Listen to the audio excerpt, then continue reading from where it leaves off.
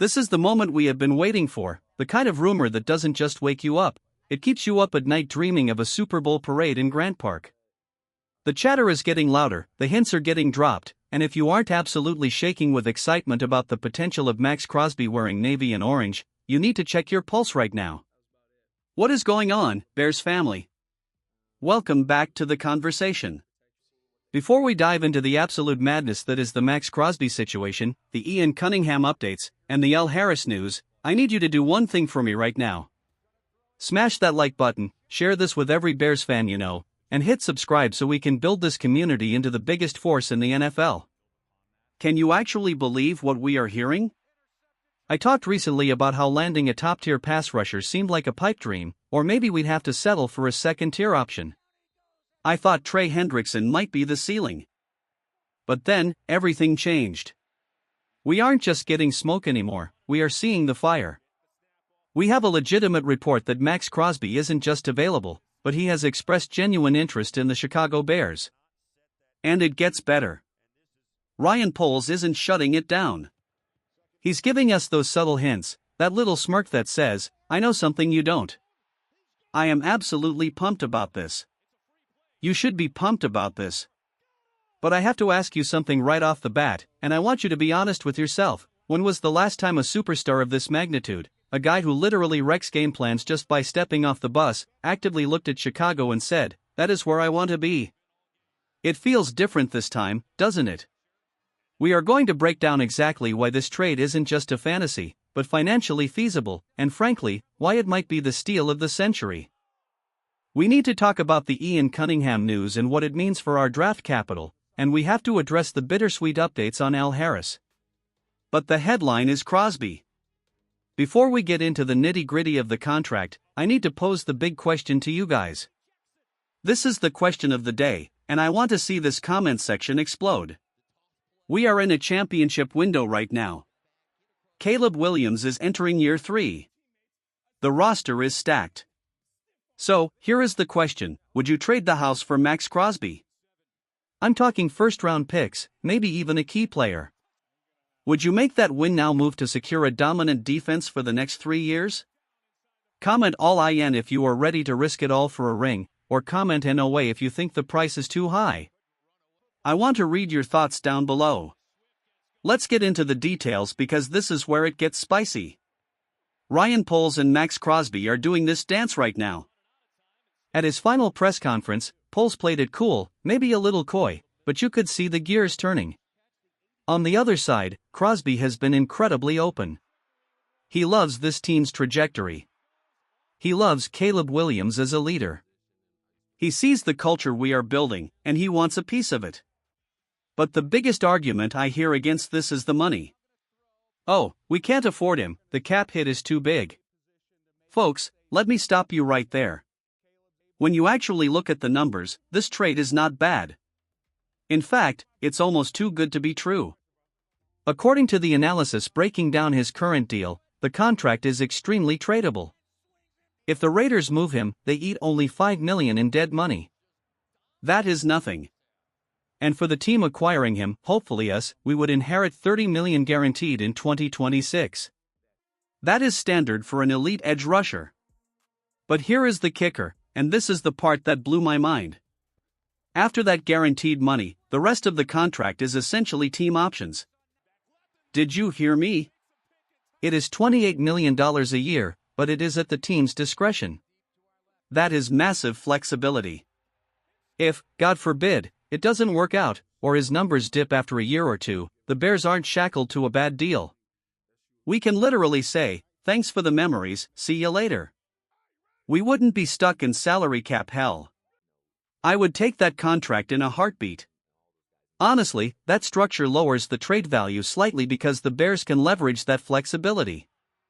It gives Ryan Poles the upper hand. We can look at Las Vegas and say, look, we are taking this contract off your hands, but we hold all the cards here. It's a brilliant setup. Now, let's talk about the elephant in the room regarding the trade compensation. We have a massive decision to make. There is a name floating around that hurts to say, but we have to be real about it, DJ Moore.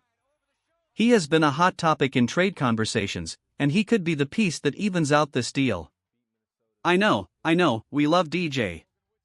But if swapping a veteran receiver for a premier pass rusher is the difference between a playoff exit and a Super Bowl trophy, do you pull the trigger? This whole scenario becomes even more plausible because Crosby has been flirting with us for a while. Think back to his comments on the podcast. He was talking about Caleb Williams and said, he is a hell of a player. Ultra competitive. You can tell he's trying to will his team to win. When a veteran like Crosby says that, it matters. He knows what bad quarterback play looks like. He has lived through instability.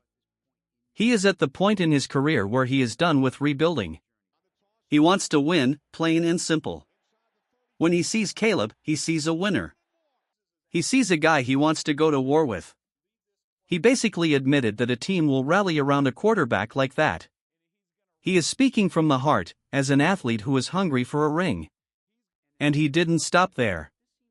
Remember his reaction to Caleb's late touchdown against the Rams. He called it one of the craziest plays he has ever seen. The guy cannot stop talking about our quarterback.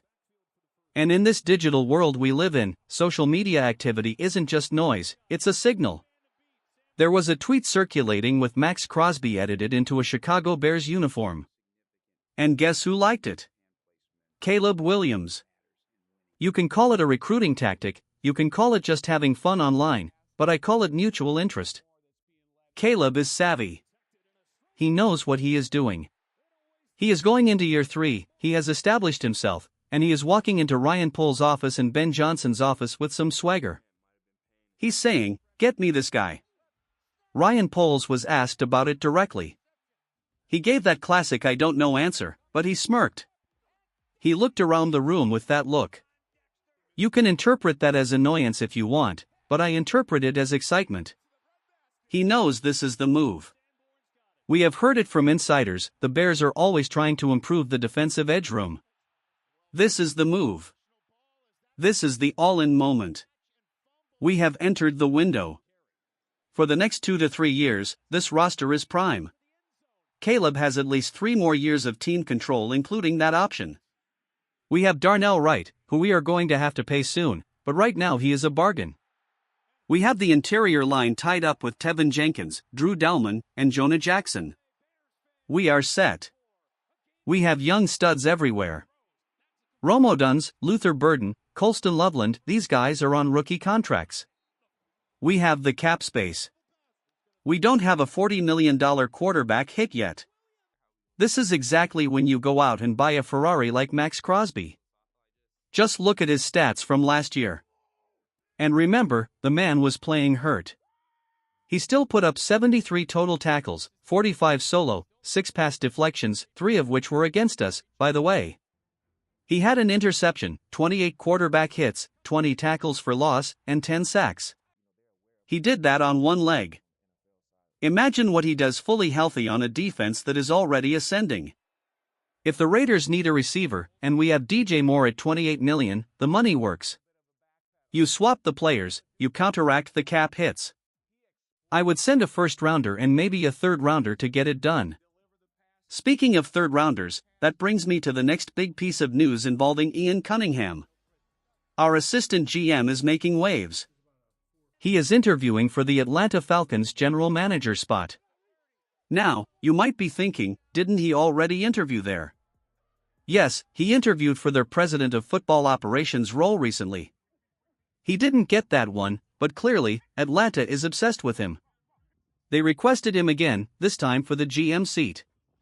He is by far the top candidate.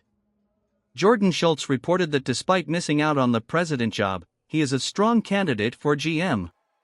While I hate losing talented front office guys, I love what it does for our draft capital. If he gets hired, the Bears get compensated. We would get 2 third-round picks, one in 2026 and one in 2027. This is huge for our trade flexibility. Like I mentioned with the Crosby deal, having those extra picks is like having extra currency in your pocket. Maybe we send one of those comp picks to Vegas.